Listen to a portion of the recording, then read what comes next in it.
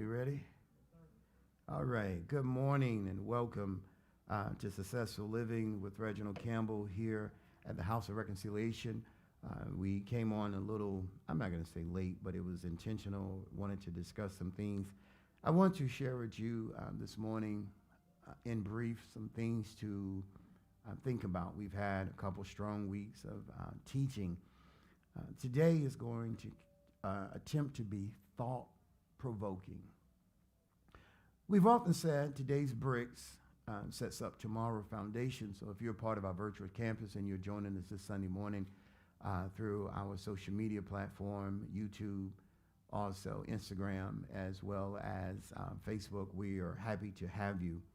I want you to look at the scripture Numbers 13 and 33, and when you have it, let me know. And I asked the question some time ago, can you see past hope? I've said this before, successful living is a movement. It's not a catchphrase. Really what it is the development of a new lifestyle. I want to share with you today a couple thought-provoking things that will hopefully make you think. And as we enter into the month of August, which is supposed to be the number 8, spiritually, numerically means a new day. There should be a new form, a new standard, or developing a new pattern in your life. Now, the number 6 represented the presence of evil and the attack. And so then the number 7 represented it. Once you acknowledge this, did you do your pre-work? So as you come into a new day, have you script yourself, your mind, your behavior, your attitude? Have you script yourself of the things that cannot and will not go the distance with you? This goes back to the scripture where Paul wrote and said, lay aside every weight. And then he speaks of the sin that so easily beset thee. The Lord spoke to Simon Peter, I believe it's in Luke, and he said, Simon, Simon, Satan has desired to sift.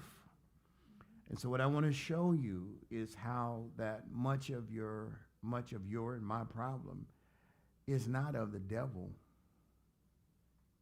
It's out of decision. Okay? So when I look at this, if you have Numbers 13 and 33, I want you to read it for me real quick. And there we saw the giants. So now we can establish we know who they are. You agree with that? Yes, sir.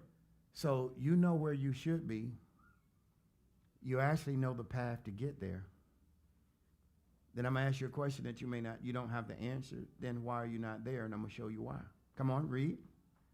The sons of Anak, which come of the giants. So you even know how they got together. All right, come on. And we were in our own sight as grasshoppers. So now here's the kicker. You're asking God for something, but you're not spiritually, physically, emotionally, and intellectually ready for what you're asking.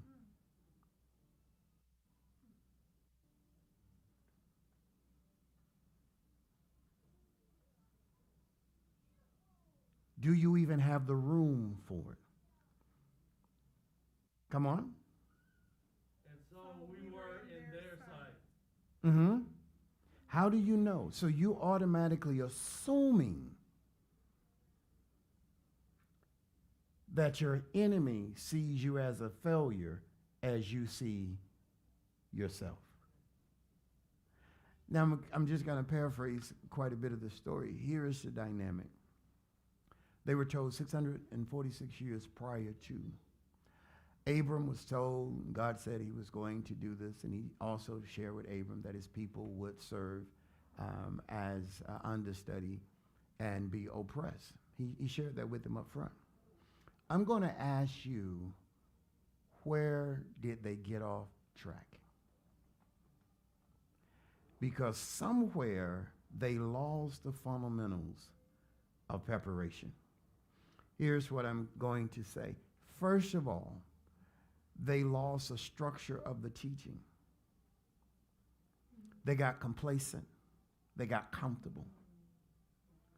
Secondly, they listened to others more than seeking God. So here's what the text says in the narrative, the mixed report. I'm going to ask you a question. Why are other people checking on your destiny?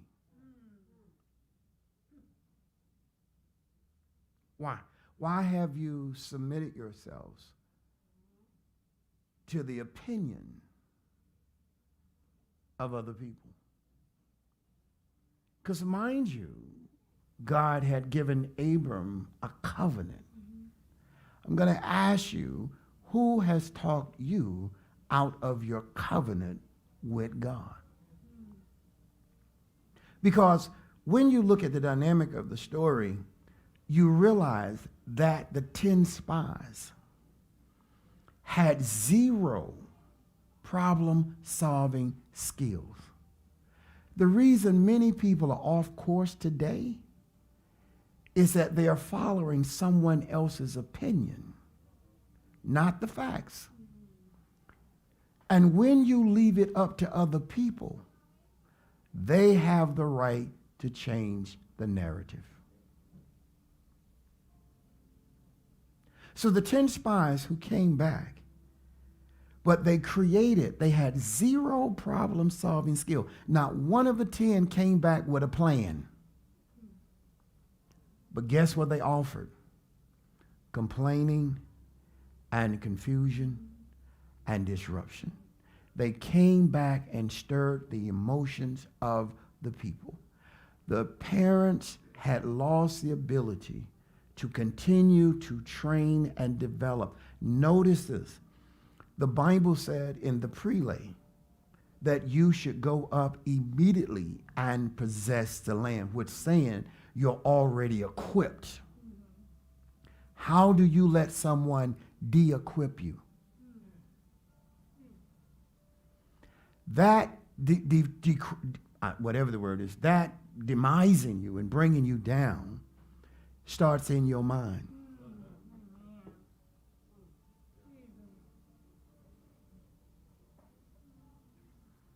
You start absorbing the opinion of your subconscious. You start absorbing the opinion of the enemy who desires to sift you as wheat. He wants to manipulate you. And so when I studied wheat and I was studying hay and straw, one of the things that I never knew, as old as I am, that is not so much that they're eating the straw as they are eating the flakes. It is the flakes in the straw. And someone has eaten and eroded the flakes in you, and all that's left is a shell of you because they have infiltrated your mind and told you what you wasn't, and yet they cannot help you solve your problem. But they can inflame your situation. Yes. Is this making sense?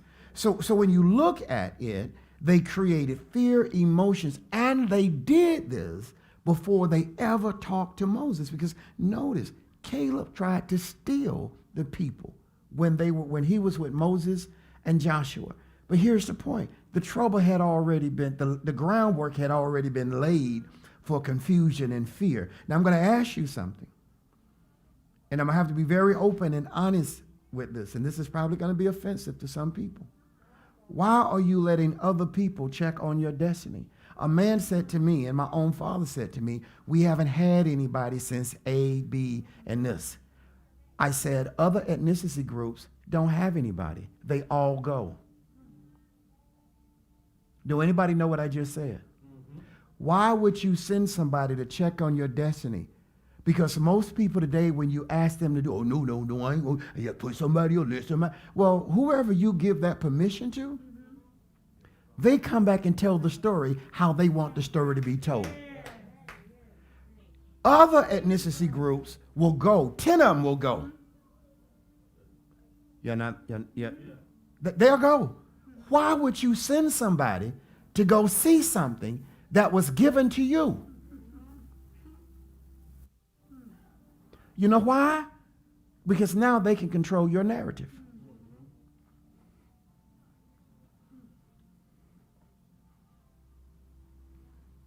And when they can control your narrative, they write your story. Because you gave up your power when God told you to immediately go up and possess it.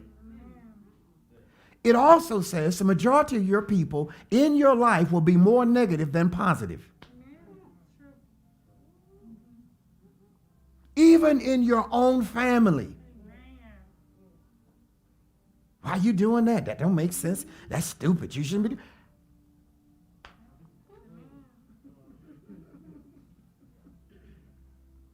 So here we go back to this. The power of denial. We refuse because most people are channeled into their emotions and their feelings. So depends on how I feel today, depends on how I'm dressed today, depends on how I feel today, depends on what I'm going to do today, depends on how I feel today. So if you continue to do everything through your feelings and emotion, you will never do anything in your destiny and in your purpose.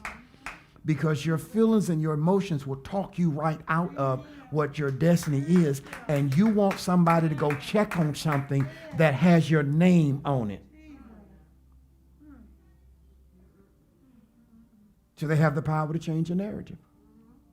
So then they come back and tell you, now notice this, let's look at the facts. The facts is that 12 went over and 12 came back. The fact is they were over there for 38 days. And no one was killed, hurt, sick, and they brought more back with them. And because you listen to them, you can't even see your opportunity because you are stuck on what they said when you were told to go see for yourself.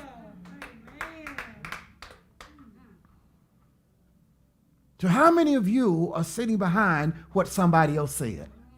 How many of you are sitting behind what someone else thinks about you? How many of you are sitting behind, I feel bad about myself. I messed up. I didn't do right. I quit. How many of you are sitting behind struggle, and then now struggle, oh, you know, the struggle is real, and, you know, and it's just tough out here. And you know that when when you this here, it's hard. You wake up, it's hard. And then why are you still having church? Why would you have church if it's going to make it hard? And why would you want a child to go check on a destiny when you won't even claim your own destiny? You won't claim your own inheritance because you give the power to other people to write your narrative. And when they write the narrative, they write it the way they wanted to write it. So you're trying to be everything to everybody else and you're nothing to yourself. Oh, I know ain't nobody going. Am I making sense? You somewhere worried about what somebody said. You ain't checked on, you ain't talked to God about your dreams. You did. I got a dream. Yeah, you got a dream, all right. But you ain't got no faith. You don't have any faith. You don't have any willpower to get up. Why would you let somebody else go tell you about a spot of land? Because now, let me make this clear. Let me make this clear. When Caleb went to get his land, he didn't need nobody to check. He said, because the Lord had told me at the age of 20, everywhere my feet will tread, and I picked my side of the mountain. See, if you can't see it for yourself, can I make it plain? Then now your children will be blind because you can't tell them about something you can't see.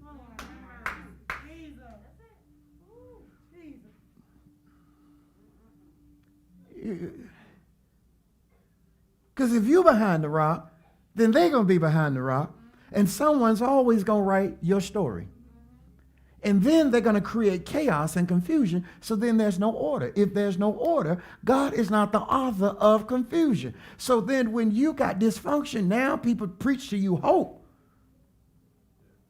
And you can dance and spit and pop and shout all up on the wall on hope, but you have no structure and no principles. Because we keep making excuses because we keep denying the narrative. Because we won't go for ourselves.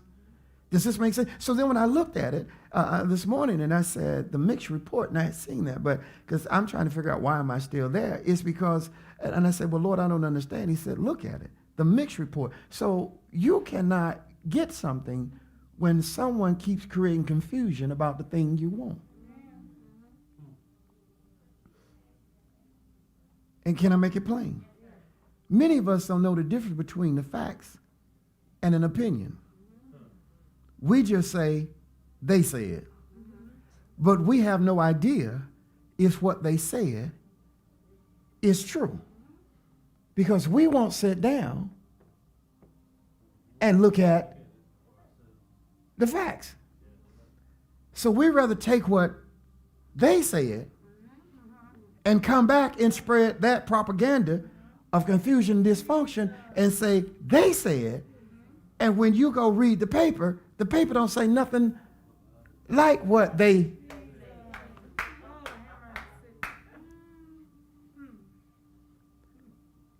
Can I give it to you real calm? You know what the real issue is?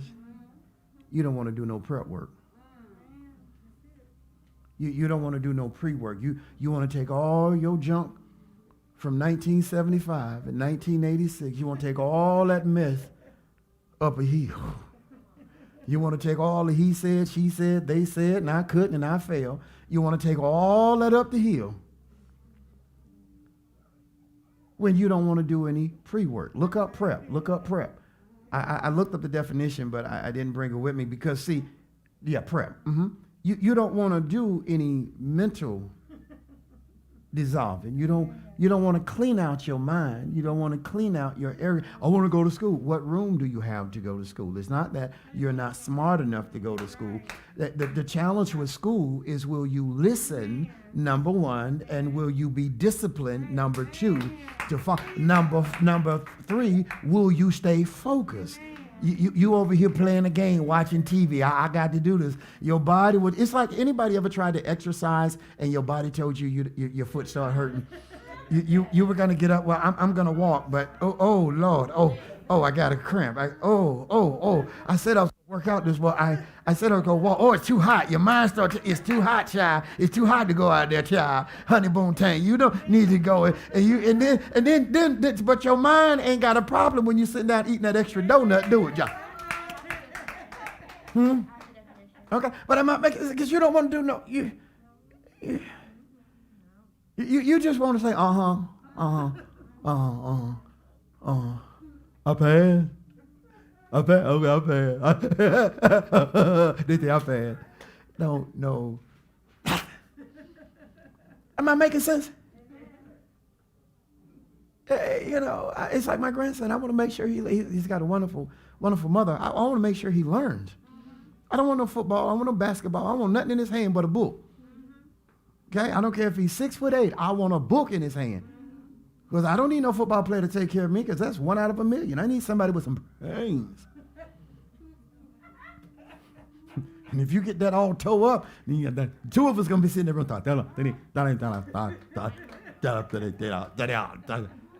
you think what? I need somebody. That's why I call them brainiacs, because they're brilliant. They're brain. She's an artist. They're brilliant. And I want to encourage them. Count on one hand how many people that you have in your circle that can encourage you, that don't want something from you, not trying to use you. Count on your hand that you know without a shadow of a doubt they got your back. Then if you can't count 5, you got junk all over you. You got confusion, dysfunction, emotion. You are full of disease. You are affected, and now you're infected. It's because people don't want to do prayer work. You know what? You're not looking well. We only got 11 minutes together. Well, no, we got 9. Come on, read. Prayer. What is it? Prepare something, make ready. See, you don't make yourself ready because you're so into your feelings. And see, success will make you uncomfortable. The challenge will make you uncomfortable. You got another part for it? I do. It is preparation. Okay, break out the word preparation. Means, what's your pre-work? Sometimes you have to prep, which is gather the ingredients. if you're going to bake a cake, if you're going to clean your house, how can you clean your house without cleaning supplies? How can you vacuum without a vacuum cleaner? I mean, am I making sense? See, people don't, and see, it's the pre-work that doesn't have any feelings and emotions. It's substance. You want to bake a cake, you're going to have some flour or yeast or whatever. I don't know how to bake a cake. Okay. Flour, okay. But see, flour is no good until you mix it with something. Yeah, and you got to put the... So how are you going to say you're going to bake a cake and have it ready by 2? You don't have no flour, no eggs, no flavor, no coloring. Hello? Somebody said a word. It's not going... And as long as you're full of toxic imaginations in your subconscious and Satan is sifting you, you can't fix it. Here's the definition. You can't fix it with things. Too many people think they have things and they're hiding behind things. Well, I got a job. I got a good job. I got a title. I got a car. I got a house. I got a boat. You know, I have a degree. That means nothing. You're still hiding.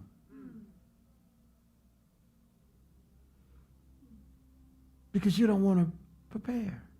And somewhere in the 646 years, the parents had slacked up on preparing them. Now let me make it plain. What do you mean? They had received 15 blessings in the wilderness. And I can't remember the number they had received prior to going in the wilderness. But in the midst of struggle, in the midst of the you can call it a pandemic or their transition, God did 15 miracles. They were fed for free. See, here's what I don't want to get into. For what you're asking for now is going to require action out of you.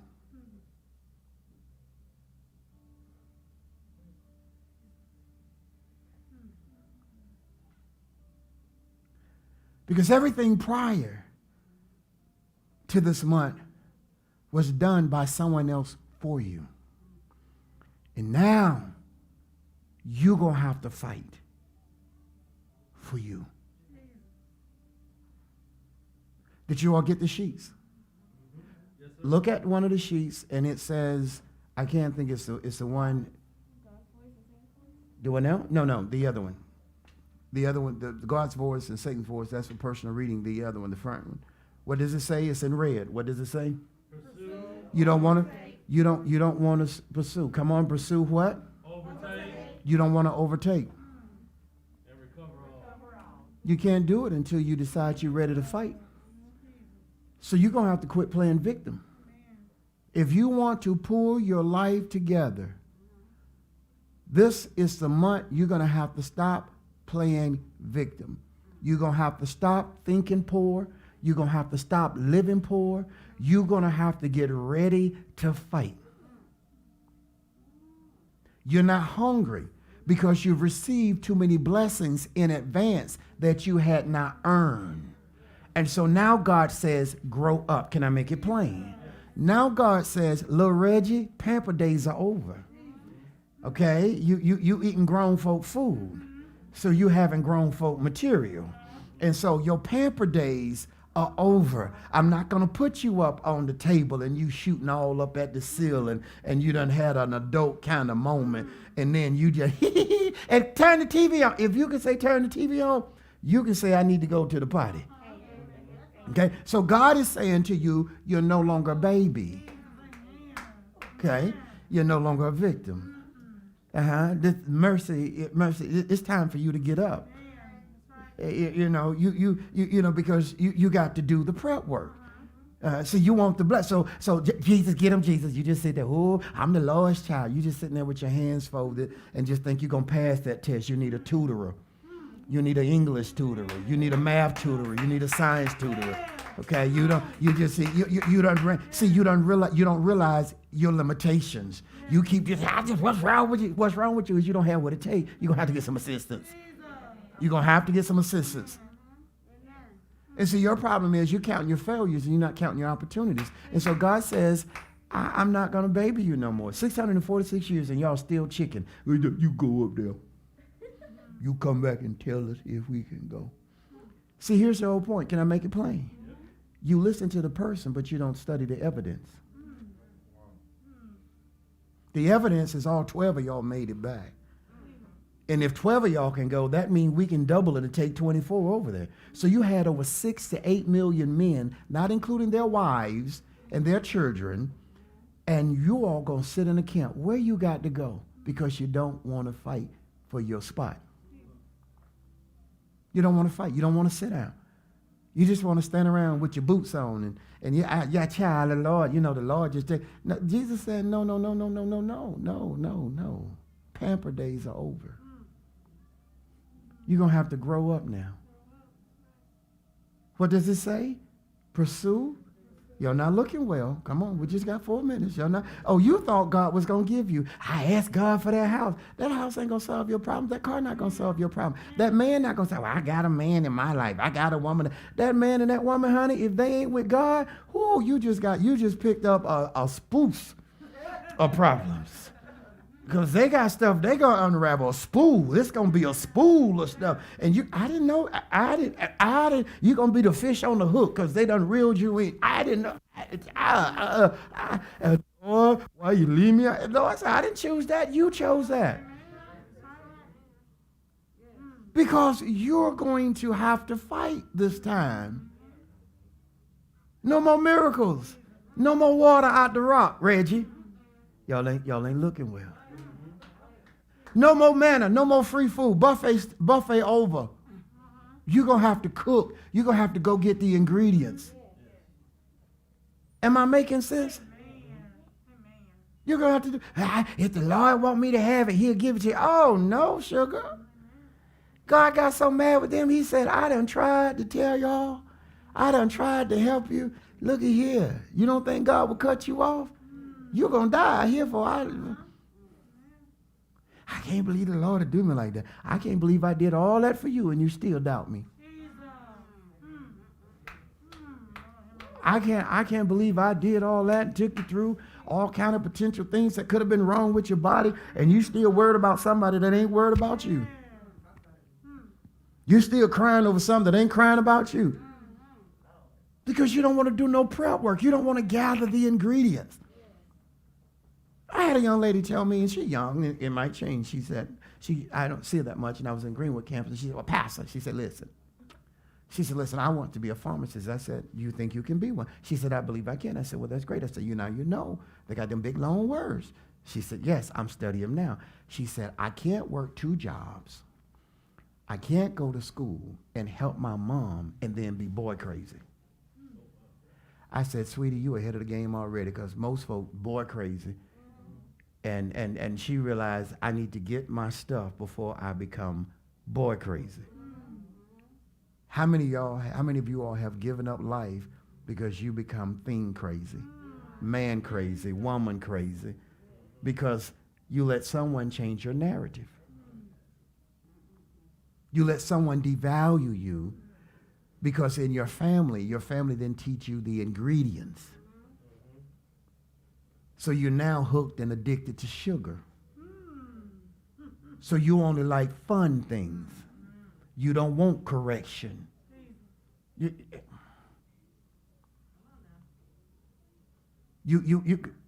I wish I could bring him right here. Right? Because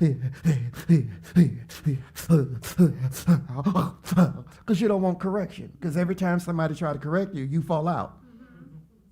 Every time somebody try to tell you something that can be constructive to you, you call it criticism. If people are telling you something, most of the time they're trying to help you.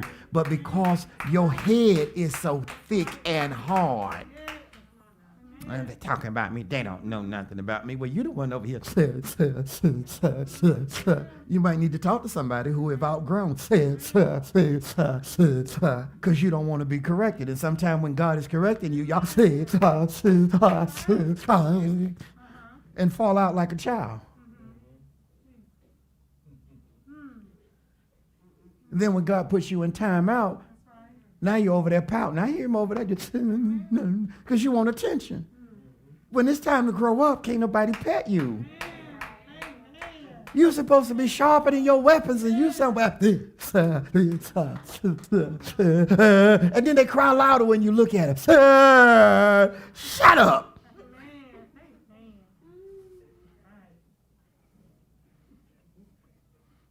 And there you go petting them. He's 24, he still won't be petted. He's 28, he still wanting to be petted. He's 35, she's 35, still wanting to be petted. Give me a lollipop. I'm a king. You ain't no king. You ain't even got no village.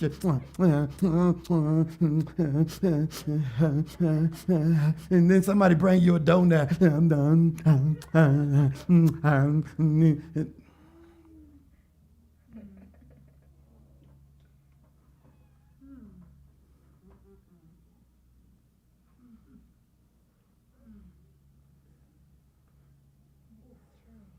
Now you grown, don't have an ounce of discipline, ounce of structure. But here's what's crazy. You want to get paid like everybody else, but you don't want to do what everybody else did to get paid.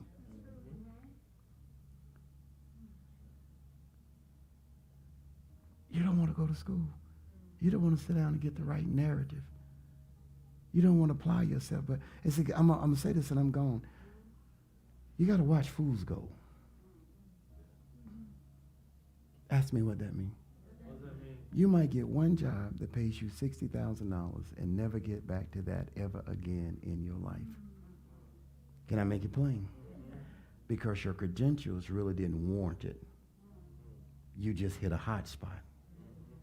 Now you go back to what you qualified for. This is what people get upset with me about. See, you want to get, but you don't have the certifications. You don't have the experience. Well, I work hard. Okay. In this climate, that's going to get you nowhere. If you don't have the credentials, and let me help you out. And I keep saying this, and actually, I don't know if you all saw it. I think it was on social media. I'm writing a little story about how the parent didn't prepare the child. Because here's the thing. In that, it says that you get up to $25 an hour, and because of your denial, you think you're supposed to be at $25 an hour. But when you get new leadership or that job ends, they put you back to your skill set. So when you were making the $25, $30 an hour, you went and accumulated stuff that was really worth $45 and $50 an hour. So now when they put you back, now watch this, in your place, in general population, because you just got general skills, you have no certifications. Now you mad.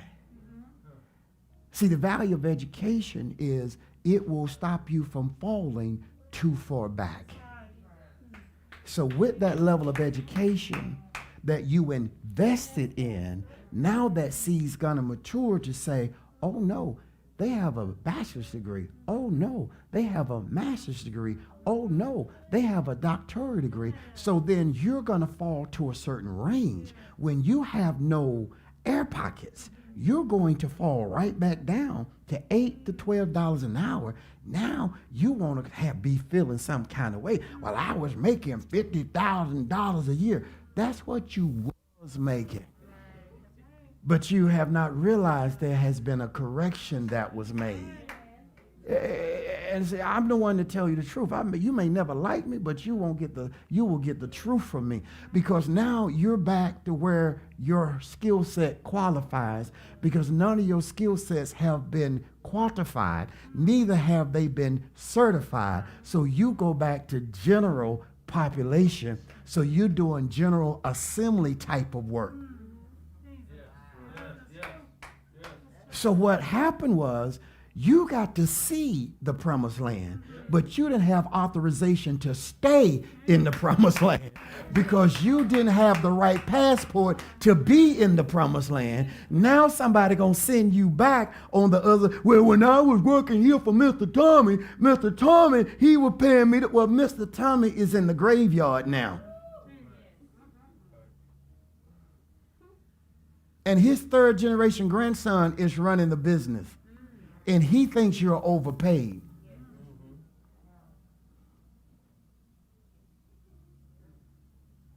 Can I make it plain?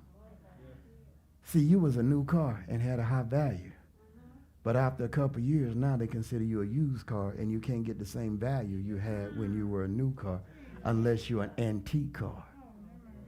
And then it has to be up to the buyer if they want to buy and pay the price of the antique car. And see, some of the people think they get into a new place and I have a title and I do this and I do that. And then when correction come along, you back out in the field. Now here's the problem. What did you do in your downtime? Did you recertify yourself?